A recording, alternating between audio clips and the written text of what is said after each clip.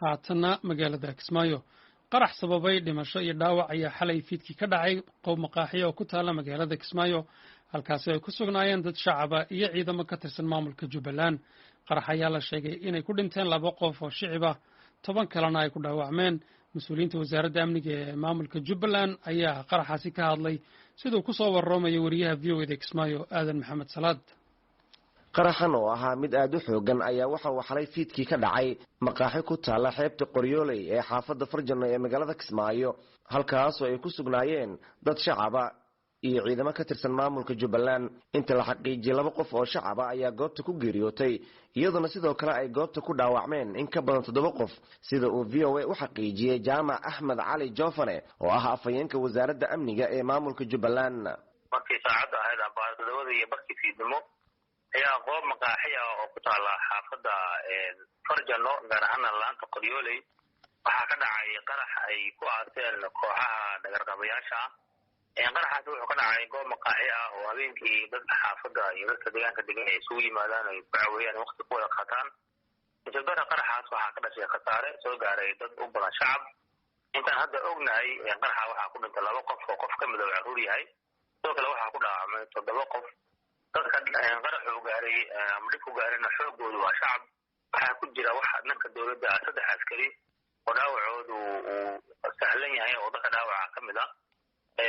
qaraxaasna laamaha ammaanku markay baaritaan ku sameeyeen kadib waxay ogaadeen inuu ahaa mid meesha lagu aasay oo ah meena meesha lagu sii diyaariyay waana dareemaysaa oo inta badan kooxaha nabadiidku marka ay qarax meel dhigayaan ama ay meena meel ku aasayaan waxay raadiyaan tiro dad ah ama dadka tiradooda inay badato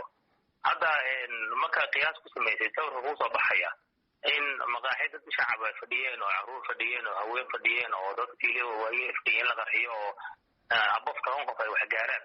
wadareemaysaa inay naafeen shacab ay tahay ciidamada ammaanka ee Jubbaland ayaa bilaabay howlgallo la xiriira sidii ay gacanta ugu soo dhigi lahaayeen kooxihii ka dambeeyay weerarkaasi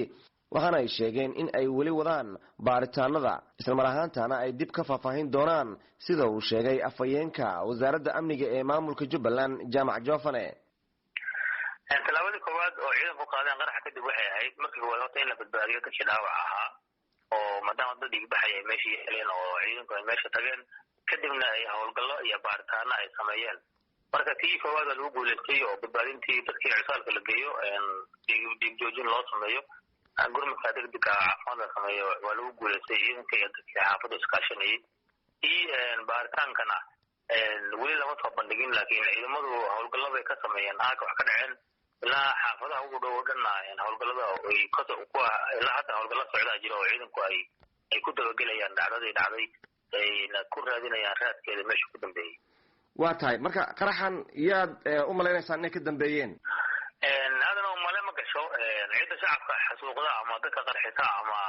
maqaaxyaha shacabka masaakiinta joogaan meynooyinka gelisa waa la yaqaanaa waana cadowga al-shabaab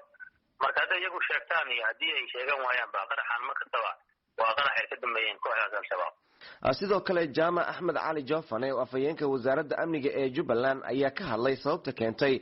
in habeenadii u dambeeyay ay magaalada ka dhacayeen qaraxyo kuwaas oo dad rayida ay waxyeello ka soo gaarayeen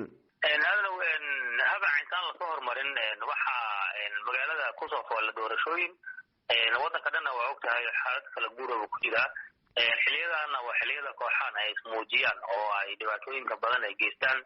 xiliyadan oo kale waxyaabaha ay sameeyaan ma fiiriyaan target ama ma fiiriyaan ciida ay la rabaan xiliyadan oo kale waa inay khasaare geystaan ama ay dadka u sheegaan inay meesha joogaan un bay xooga saaraan marka waxaan oran karnaa waa falal nafilcaari ah oo aan dadka niyad jebin doonin ciidamaduna si wanaagsan bay hadda howlgallada u sameeyaan oo dhammaan xaafadaha magaalada iyo goobaha magaalada laga soo galo iyo goobaha baraha hubinta ciidamada habeenii maalin way ka shaqeeyaan waddooyinkana magaalada waxaa ka socda howlgallo dheeraad ah oo loogu diyaargaroobayo doorashooyinka iyo xaqiijinta amniga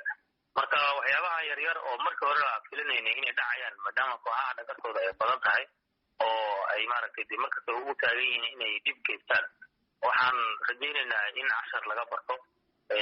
dabagal saxana lagu sameeyo waxyaabaha fududeynaya in qaraxyadaasi ay maalmahan